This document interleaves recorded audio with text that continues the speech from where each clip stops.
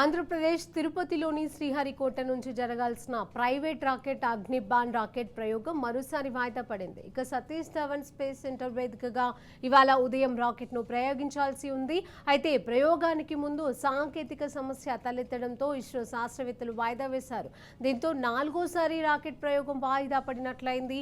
ఇక చెన్నైకి చెందిన private startup company Agnikul Cosmos aerospace సంస్థ Agnibaan sub orbital technology demonstrator rocket ప్రతిష్టాత్మకంగా రూపొందించింది.